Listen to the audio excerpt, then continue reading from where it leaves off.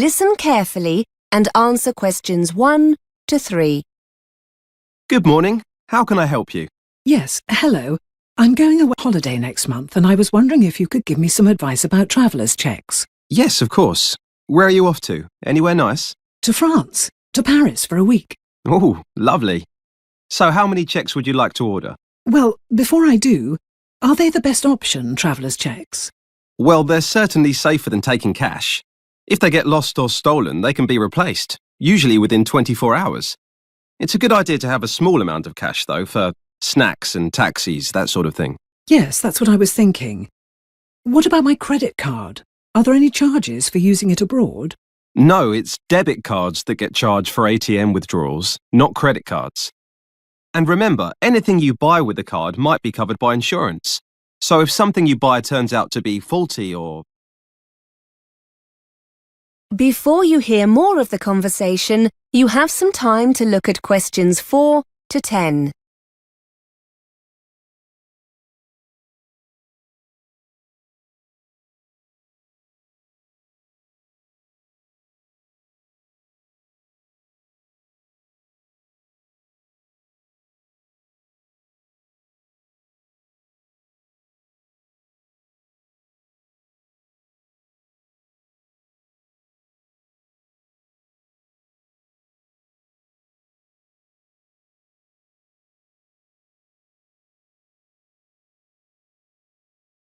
Now listen and answer questions 4 to 10. So it's probably a good idea to do all three then. Traveller's checks, credit card, some cash, yes? Yes. So how many traveller's checks would you like? I was thinking about £300. How long will they take to arrive? It depends. If you order before 2:30 between Monday and Thursday, you'll have them the next day by 10 a.m. in the branch. Or if we post them to you, you'll have them by 5 p.m. Oh, but I was hoping I could order them today. That's okay. Orders taken at any time on Saturday will be here in the branch at 10 a.m. on Tuesday, or delivered to your home by Tuesday at 1:30. OK, that's all right. I don't mind waiting until then. Can I order them now?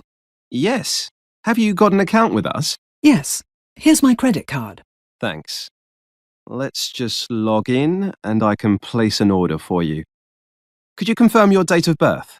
15th of the 3rd, 1975. What's the commission on the checks, by the way? It's 1.5%. That's pretty standard, I think you'll find. And what happens if I don't spend them all? Will I be able to bring them back? Yes, no problem. We buy them back and there are no additional charges or conditions of return.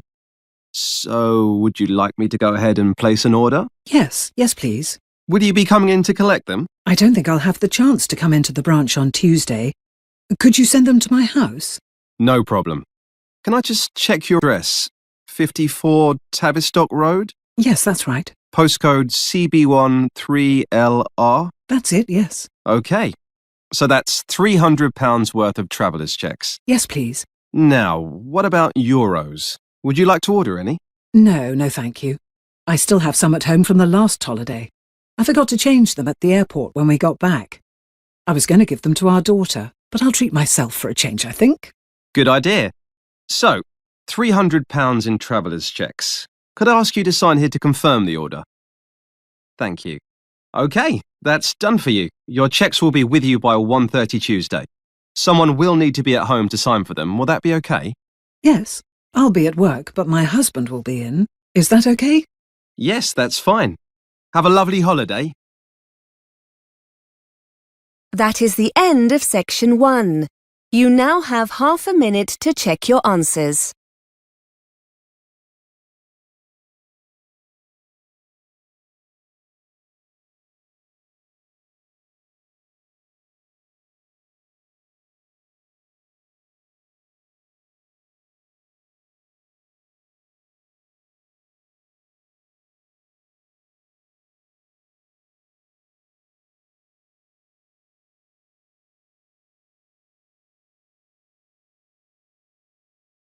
Now turn to section 2. Section 2. You are going to hear an interview with a student advisor on a podcast.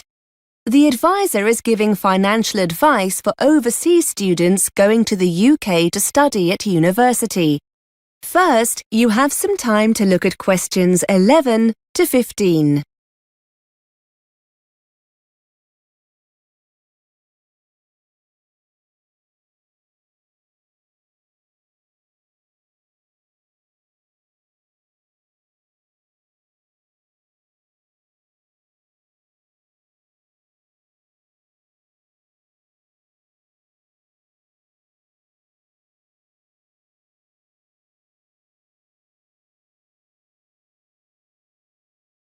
Now listen and answer questions 11 to 15. Welcome to our monthly podcast for overseas students planning to study in the UK. This month we're looking at how to make your money last longer while studying here. And to help us find some bargains, I have Jenny Lubeck from the Student Union. Jenny, students are renowned for being hard up, but there are lots of savings to be made, aren't there? Well, as soon as students start their course at university or college, they'll be able to buy their NUS Extra card. This will enable them to get a wide range of discounts on essentials like books, clothes and eating out. The card only costs about £12 for 1 year, and for about the same amount you can include an ISIC card. The ISIC is an internationally recognised discount card for full-time students. Discount offerings vary and usually include things like travel, guidebooks, music, eating out, that kind of thing. Students are told all about this when they start their studies, but if your listeners want to find out more about these cards before they arrive, I've put some details of websites on the podcast page. Now, travel costs can mount up for students, can't they? I know the ISIC card is useful here, but are there any other things students should be aware of? Understandably, lots of overseas students like to take the opportunity to travel around the country whilst they're in the UK, and for this reason, I'd strongly recommend they invest in a young person's rail card. To be eligible, you need to be between 16 and 25. Mature students over the age of 25 can also apply, so long as they're in full-time education. You can buy a 1-year or 3-year card, and it gives you a third off rail journeys across the UK. The card also gives you access to competitions and things like theatre discounts and holiday offers. At the moment, a 1-year card costs £28 and it's £65 for a 3-year card. Before you hear more of the interview, you have some time to look at questions 16 to 20.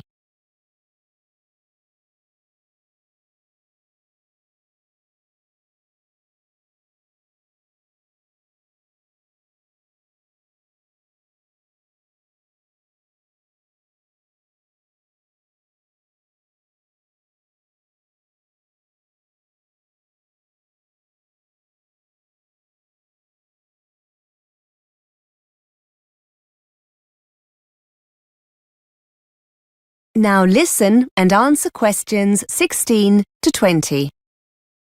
And what about buses? Well, as well as the rail card, it's also more than likely the local bus operators will offer discounted bus travel with their own travel cards. These aren't aimed specifically at students, but can still save you a lot of money if you use the buses regularly. You can usually get these cards for a week, a month, a term, or a whole year, with bigger savings the longer the period.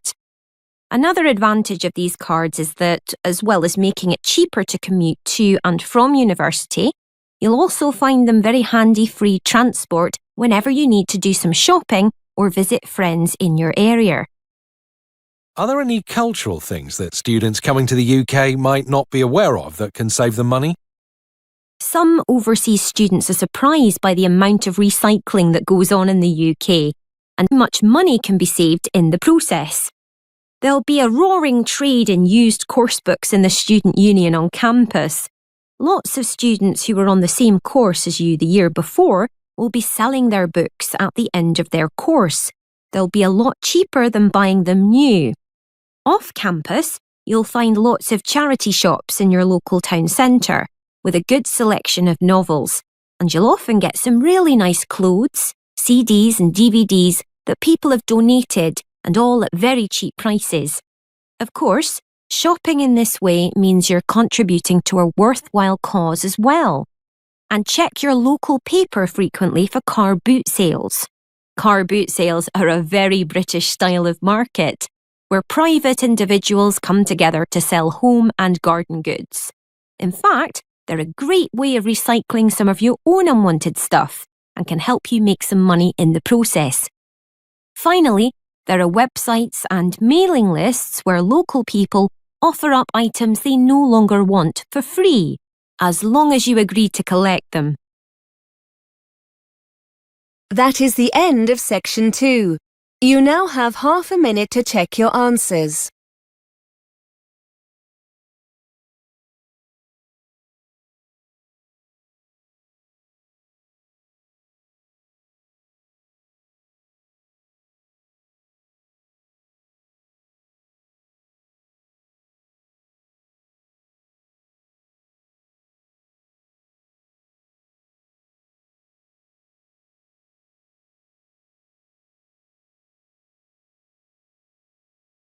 Now turn to section 3. Section 3. You will hear a tutor answering students' questions about using the college intranet. First, you have some time to look at questions 21 to 25.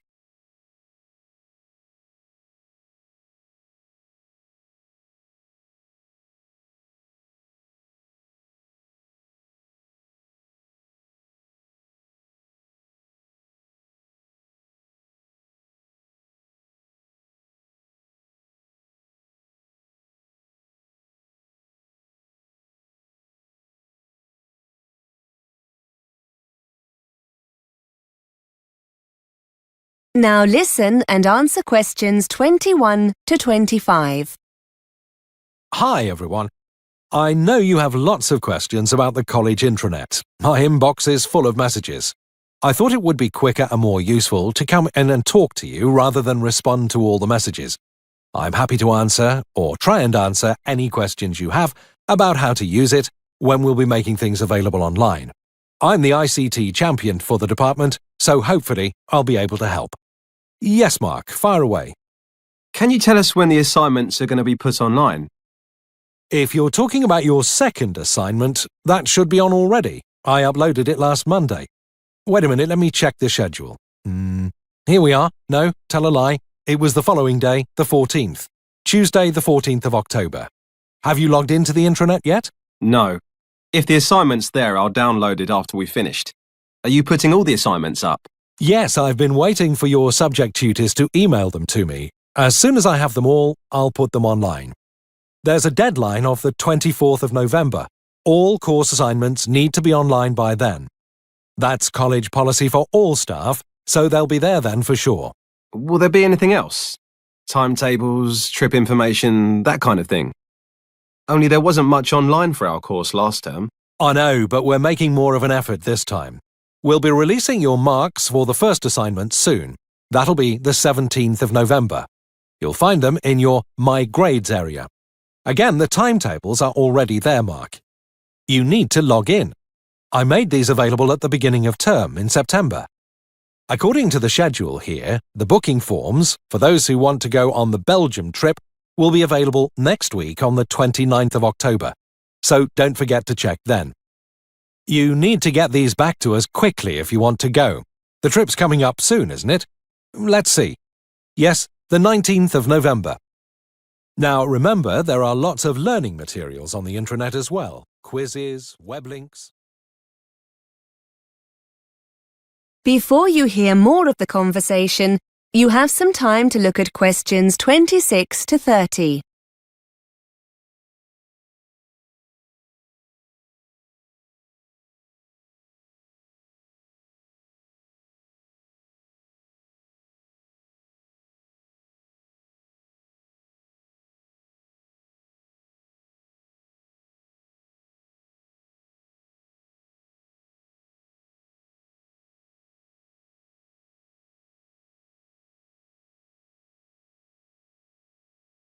Now listen and answer questions 26 to 30. Sir, wouldn't it be easier if we were just given the documents, so we don't have to go online to get them?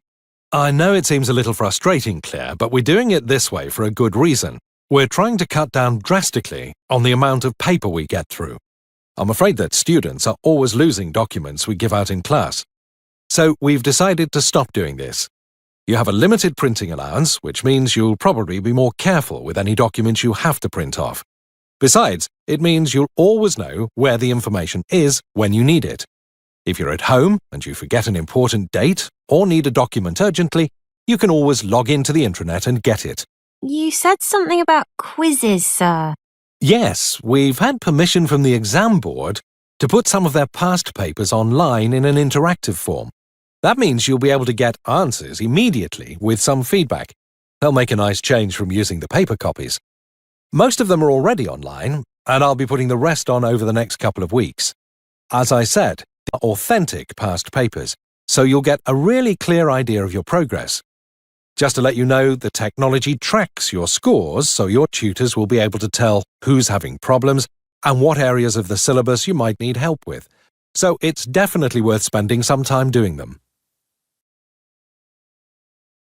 That is the end of section 3.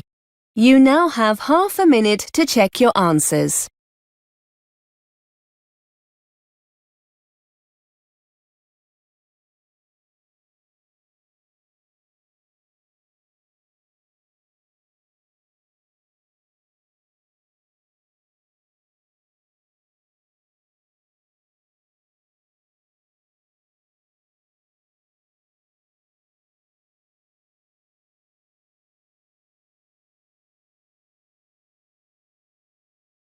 Now turn to section 4. Section 4. You are going to hear a tutor giving a lecture on the subject of obesity. First, you have some time to look at questions 31 to 34.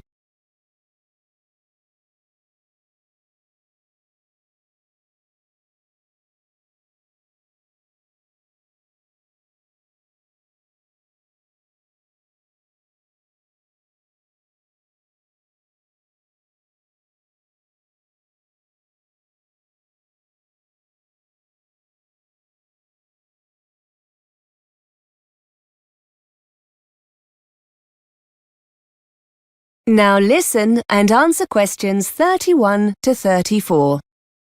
Good afternoon. Today we're continuing our investigation into obesity. We've looked at several factors causing obesity, including lack of exercise and a general sedentary lifestyle, and the role the media plays in promoting the consumption of high-calorific food. In the coming weeks, we'll go on to examine serious eating disorders, such as anorexia nervosa and bulimia nervosa. The decline in formal eating times within the family and the subsequent increase in the degree of snacking that takes place have had a significant effect on obesity. Today, we're going to turn our attention to an example of this, what has been termed emotional hunger or emotional eating, as opposed to the consumption of food to satisfy physical need. Studies have uncovered how our emotional state can lead to us eating more than we physically need. It was originally believed that negative emotions brought on through depression or anxiety were the main cause of this. But it is now acknowledged that positive emotions can have a similar effect on our eating habits. Not everyone is susceptible to emotional eating, and even those who do suffer have highly individual symptoms. However, there are common themes. It seems that people who are already overweight are more susceptible to emotional eating when suffering negative emotions than those who are underweight. Equally, excessive eating of this kind can happen during or after happy events, when larger meals than normal tend to be eaten. Before you hear more of the lecture, you have some time to look at questions 35 to 40.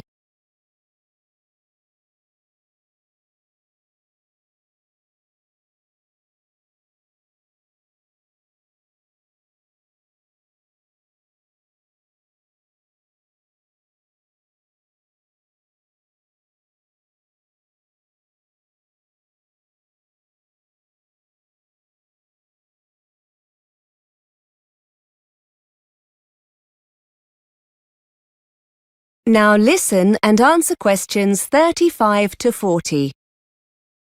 So, what are the signs that someone is eating to satisfy an emotional stimulus? Well, there are several differences between emotional and physical hunger. Those experiencing emotional hunger will feel the urge to eat all of a sudden. This compares to the gradual sensation of hunger that occurs with a physical stimulus. Interestingly, and I'm sure many of you will recognize this, when you're eating to satisfy an emotional need for food, the craving will often be for a specific item, like a pizza or something sweet like ice cream. In this kind of situation, nothing else will really satisfy the craving. When the urge to eat is driven by a physical need, you're far less bothered about what you eat. Emotional hunger makes the individual feel the craving must be satisfied immediately by whatever the specific kind of food is. I'm sure we've all experienced that feeling. I must have some chocolate now. In contrast, the need to satisfy sensations of physical hunger seems less urgent. Emotional eaters will carry on eating even when they're full. A person eating to satisfy a physical hunger will be more likely to stop. Finally, and probably not surprisingly, feelings of guilt often follow emotional eating, but not when eating normally. This has serious consequences for those working with patients suffering with obesity. One way to deal with this is to educate sufferers into understanding the different symptoms of physical and emotional hunger, and to try to help them identify the pressure points during a typical day when daily stresses occur. Being conscious of one's eating habits is the first step in dealing with the problem.